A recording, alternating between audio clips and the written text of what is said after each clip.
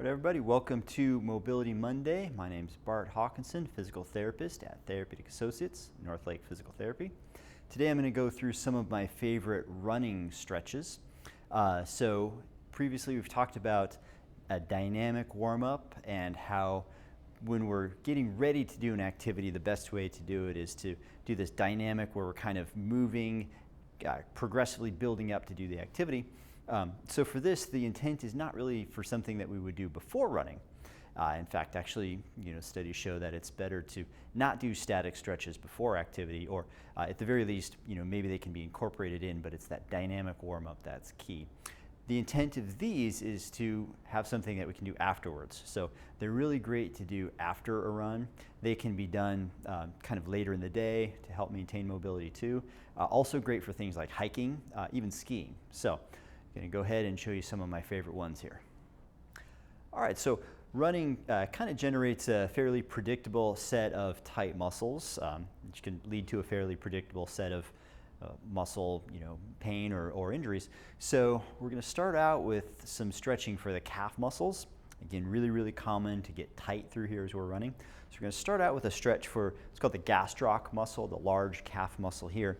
So I'm going to hold on to the weight rack here. Home, you can use a countertop, wall, just anything you've got for steady yourself for balance. I'm going to get my legs such that my feet are pointed straight ahead, or maybe the back leg can turn outward, maybe about 5 degrees, but we don't want it to go excessively outward, so more or less forward. Back knee is straight, and the forward leg has a comfortable bend to it. Really important, I'm going to make sure that I keep the heel down on my back leg. Knee is straight, and I lean forward here just till I find a good pull in the back of the calf, back of the knee area. So not too aggressive, just nice and easy. We're going to hang out here for a good 30 seconds with this stretch.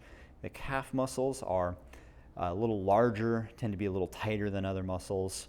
Usually when we're doing our static stretching, we want to hold for 15 to 30 seconds. In the calf, we really want a minimum of 30 seconds. So we'll get 30 seconds into this, then we'll switch over to the other leg. We'll repeat through this 2 times for these calf stretches. So I'll go ahead and ease out of this now. And again, when we're doing these, we'll do 2 times 30 seconds on each side. The next stretch that we're going to do is for the calf also, but it's a different muscle. It's called the soleus muscle, which is a little bit more of a postural muscle in the calf. We stretch it slightly differently. So I'm in that similar position, but I'm going to bring the foot a little closer in here. Now that back knee, I'm going to let that knee bend, still keeping the heel down, and I come down, forward at a downward angle. So I'm keeping the heel down, keeping everything pointed straight ahead, but lunging in like so. Now I should feel this a little lower down in the calf, closer to the heel, closer to the Achilles. Again, just going for a comfortable stretch, and just like the previous one, we want 30 seconds. We want 2 rounds of that on each side. Great.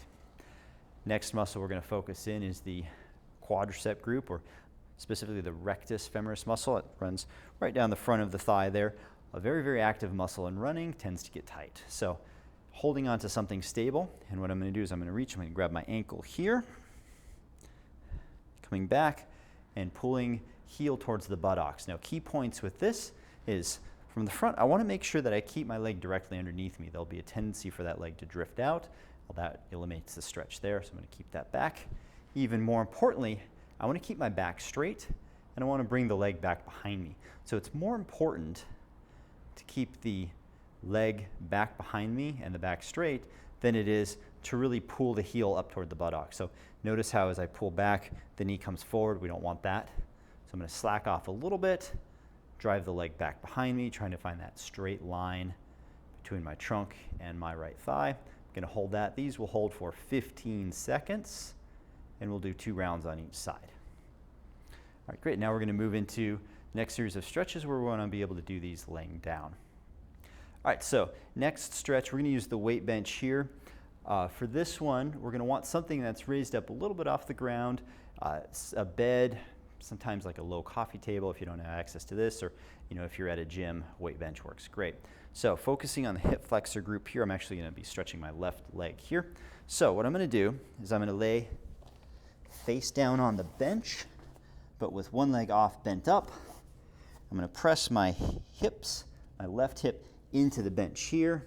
I'm going to bend the knee. Now, this might be enough for some people to get a little bit more stretch. I'm going to grab a hold of the ankle, come back into that stretch there. This is fairly aggressive for me. I'm pushing that left hip into the bench, back off just a little bit there. I'm going to hold that for a good 15 seconds. We'll ease out of that. So again, first version is I'm just down into this position, pushing my left hip into the bench, bending the knee up till I feel a stretch. If I'm not getting enough stretch there, I can grab either my pant leg, apply a little stretch, or back of my shoe, apply a little stretch, or most aggressively, I can grab front of my ankle and apply a large stretch there. Definitely going for the point of comfort with that one, just being mindful not to stretch into pain. Next, we'll be laying down on the back. So laying down onto the bench, knee bent, and I'm going to do a simple hamstring stretch here. So fingers interlocked behind the knee, going for a 90-degree angle here, and I'm going to straighten up as much as I can. I'm not pointing my toes towards me. I'm keeping my ankle relaxed, toes point slightly upward, trying to get as much stretch as possible, looking to get to the straight knee position. I can't quite get there, but just going to the point of comfort. We want to hold that for 15 seconds, and then we'll relax out of that. And we do 2 rounds of this times 15 seconds. The next one we're going to do is I'm going to come up into the same position again, but now I'm going to pull a little bit of a diagonal across the body, stretching the IT band through here. So you should feel a little pull through there, coming across like so. Getting a good stretch. Good. Again, doing 2 rounds of 15 seconds on each side. And the final stretch is going to be for the piriformis muscle in the buttock here. I'm going to cross that leg. I'm going to pull this heel down, sliding down the leg, pulling towards the hip as much as I'm comfortably able. And then from here, I'm going to pull the knee across the body like I'm aiming this knee towards the opposite shoulder. Should feel a stretch in the buttock there. Going to the point of comfort. Once I'm there, I'm going to hold for 15 seconds. Again, doing 2 rounds on each side. All right, so today we went through a few of my favorite stretches to do after running. Key takeaways from these, again, is these are really designed to be done either immediately after running, or you can do them kind of later in the day, not designed to be done pre-running. Again, always listen to your body when you're stretching. You want to go to the point of feeling a pull or mild discomfort, but never into pain. All right, if you have any questions with these, absolutely feel free to reach out with me. Everybody, enjoy running. Hopefully these stretches will help keep you running stronger, longer, and keep moving.